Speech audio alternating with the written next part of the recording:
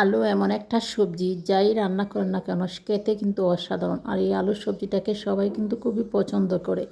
তো আজকে আমি আলু দিয়ে মাছ রান্না করব, একটু ঝোল ঝোল ভাব রাখবো। তো প্রথমে আমি মশলাটাকে কষিয়ে নিলাম। সেখানে আমি পরিমাণ মতো হলুদ, মরিচ, লবণ, ধনিয়ার গুঁড়া দিয়ে পরিমাণ মতো লবণ দিয়ে সেটাকে আমি একটু কষিয়ে নিলাম। কষিয়ে নেওয়ার পর সেই মশলার মধ্যে আমি আলুগুলোকে দিয়ে দিচ্ছি। আপনারা চাইলে আলুটা আলাদাভাবে একটু ভাজি করে দিতে পারেন। তো আমি কি করছি, মশলার মধ্যে দিয়ে আলুটাকে একটু নাড়িয়ে চাড়িয়ে কি করছি, ভাজি করে নিয়ে নিলাম। তো আলু আর মশলাটা সুন্দর করে কষানো হয়ে যাওয়ার পর তো তার মধ্যে আমি একটু পরিমাণ মতো পানি দিয়ে দিব। আসলে কি জানেন, মশলাটা যত কষানো হবে খেতে কিন্তু আরও বেশি দারুণ লাগে। এটা কিন্তু কষানোর কাছেই। আর আলুটাও দেখেন মশলার সাথে একদম ভাজি হয়ে গেছে। আলুর মধ্যে যে এক্সট্রা পানিটা থাকে সেটাও কিন্তু একদম শুকিয়ে গেছে। তো তার মধ্যে আমি পরিমাণ মতো পানি দিয়ে ঢাকনা দিয়ে ডেকে রেখে দিলাম। কিছুক্ষণ পর ঢাকনাটা উল্টিয়ে তার মধ্যে আমি মাছটা দিয়ে দিলাম। মাছটা দিয়ে আমি একটু কুঞ্চি দিয়ে সেটাকে আমি উল্টিয়ে পাল্টিয়ে দিয়ে একটু ঢাকনা দিয়ে ডেকে রেখে দিলাম প্রায় 10 মিনিটের মতন লো হিটে।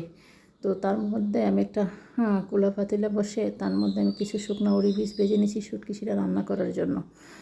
তো এদিকে দেখেন ফাইনালি আমার সেই মাছ, আলু দিয়ে মাছ রান্না হয়ে গেছে। দেখেন কত সুন্দর। আসলে জালটা একটু কম দিছি, কারণ যে ঘরে বাচ্চারা থাকে সে ঘরে একটু জালটা কমই দিতে হয়, কারণ তাদের জন্য আর আলাদাভাবে রান্না করা হয় না।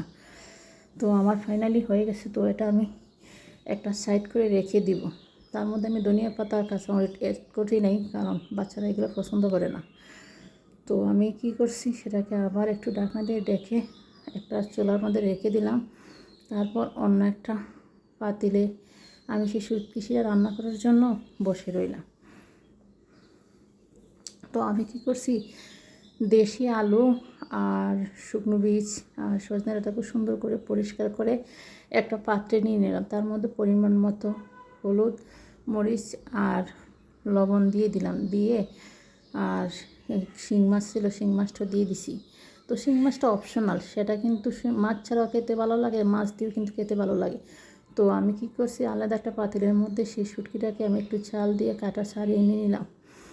তারপর পাতিলের মধ্যে দিয়ে আমি কুঞ্চি দিয়ে সব মশলাগুলো একদম মিক্স করে দিয়ে দিলাম, যাতে সবগুলোর গায়ে লেগে যায়।